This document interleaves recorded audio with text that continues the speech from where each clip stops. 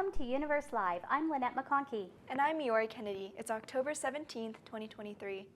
President Joe Biden makes a one-day trip to Israel tomorrow. He's coming here at a critical moment for Israel, for the region, and for the world.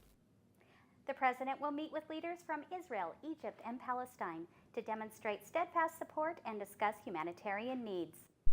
After more than a year in court, Crumbl and Dirty Dough have reached a settlement.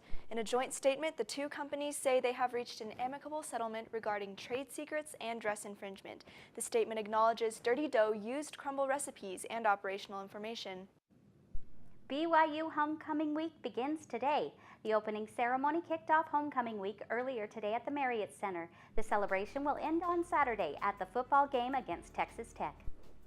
A BYU study confirms religious faith bolsters families. Interviews with 200 Christian, Jewish, and Muslim families reveal engaged worship practices significantly foster hope, resilience, and unity.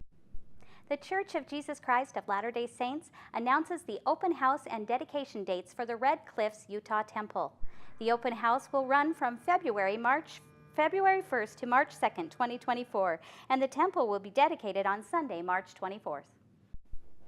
BYU's geology students are now processing more than 1,000 dinosaur fossils retrieved from a Utah quarry. Universe Live reporter Joel Layton is in studio to tell us about this endeavor. Joel? A new project at the Paleontology Museum hopes to shed light on a dinosaur that lived in Utah. Students from the geology department are working tirelessly to learn about Utah's past. Locked behind glass, BYU students are busy at work excavating fossils from a recent dig in Moab. The excavation brought back more than 1,000 specimens from roughly 4 prehistoric species, including an armored dinosaur called Gastonia. Geology student Caleb O'Mell is excavating what he believes to be a Gastonia skull bone.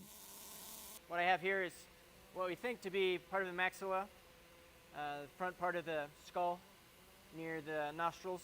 They are notosaurs, which are kind of like ankylosaurs, the really famous ones with the club tails. O'Mell uses drills and chisels to carve the bone out of the rock. He then polishes the fossils and figures out where the bone comes from in the body. Okay, yeah, maybe you're right. The process is long, but the payoff is rewarding. This is something I enjoy. Like sometimes I do go out and I say hi to people and say, hey, this is a bone I'm working on.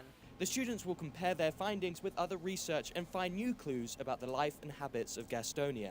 New, never-seen fossils paint a fuller picture of the dinosaur. The geology department will present its findings to the scientific community at a paleontology convention. Paleontology student Jacob Fruin has been cleaning up the fossils from the dig. We study in detail like every nook and cranny of the fossil and see what we can learn from it.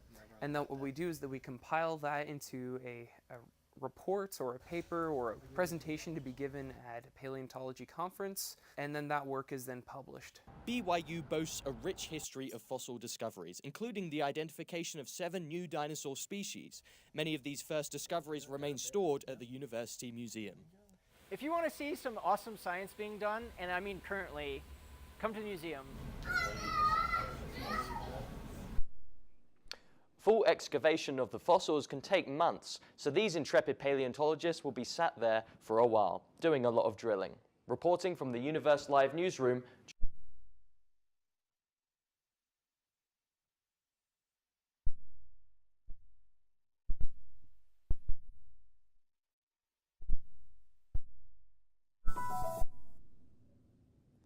BYU women's soccer took care of business last night against the Oklahoma Sooners with a 3rd straight shutout. Take a look. Space and some speed. She fires, and it's sent high over the top again. Their goals came from Rachel McCarthy and Ellie Walbrook, helping to continue an undefeated season in conference play. Although they have had 3 draws, they now prepare for their final regular season home game as well as senior night this upcoming Monday. 11 seniors will be recognized as they host UCF on Southfield. The Cougs got out to an early lead in Earlysville, Virginia on Saturday morning. The number 6 ranked Cougars ran away with a win at the Pre-Nationals Invitational. They were led by Carmen Alder to beat all runners and finished with a time of 19 minutes and 36 seconds in the 6,000-meter race. Continuing with all of the elite women's sports here at BYU, The volleyball team had a bit of a scare this last weekend. Their match with Texas Tech came down to the wire. First things first, your defense starts with a oh, what a pass. In the end, they were able to survive and pull out a win here in Provo, but that was just the first of back-to-back matches. The Red Raiders stayed in town for matches on Friday and Saturday night. The second match, however, was not near as close. The Cougs didn't give up a single set and improved to 16-3 on the season. Thanks for joining us today for Universe Live. Have a great day.